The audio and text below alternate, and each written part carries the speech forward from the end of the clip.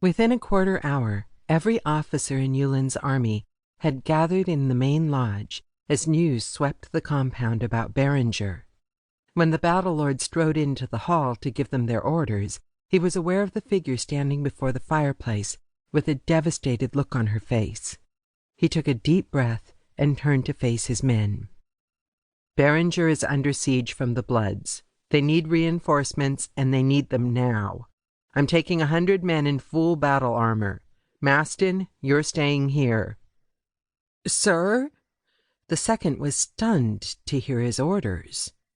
I need someone I can trust to guard Alta Novis. With my forces depleted, it'll leave this compound a ripe target for takeover if the Bloods decide to redirect their attack. Inadvertently, his eyes swept back to the figure by the fireplace, and Maston followed his glance. Immediately, the second realized the battle lord wasn't just trusting him with the safety of the home compound. He was trusting him with his most cherished possession, Atty and their unborn son. The second grimly nodded. Gripping the pommel of his sword, Yulen added in a harsher tone, "This is a rescue mission. It will also be an extremely dangerous one. Let the men know first consideration will go to those who volunteer. The rest will be chosen by my lieutenants. Get your gear ready and be ready to leave before the hour. Dismissed." That gave everyone a little more than half an hour to prepare and be saddled. Yulen watched his men hurry out, leaving him alone with a small handful of people scattered about the huge hall. Slowly, he turned to face his wife. The caustic retribution he expected from her was swift and heated. "You promised me you would never leave me," she spat through gritted teeth. Her face was pale, her eyes glittering with anger and unshed tears. "And I told you my first duty would always be to this compound," he calmly responded. The bile in his stomach could not compare with the venom she was unleashing at him.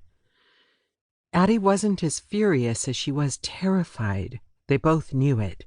From the corner of his eye he caught the figures of Fortune and Tory standing back in the shadows, waiting and watching, fearful for the both of them. "And you expect me to just sit here, with the agony of not knowing what's happening to you eating at my heart, while you're out there facing God knows what?"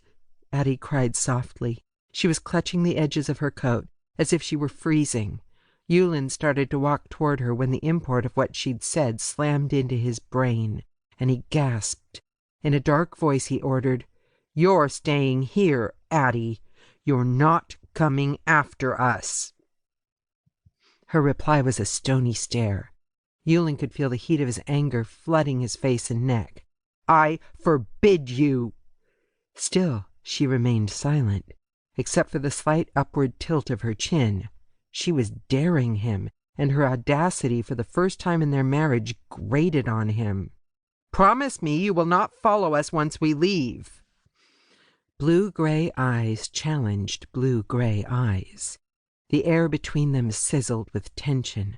Behind her, the fireplace crackled and hissed, throwing sparks into the air, giving Atty's figure an almost ethereal halo of fire.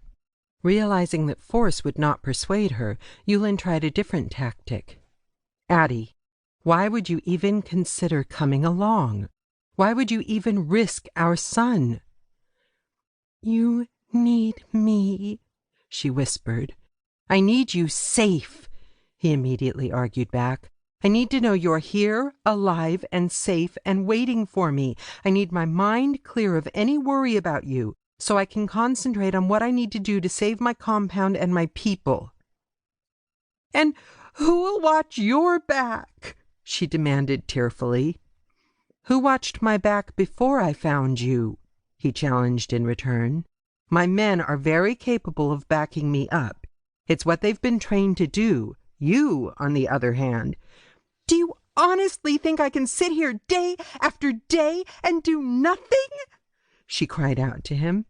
"I want your word, Atty. Give me your word you'll remain in Alta Novis." "I can't,"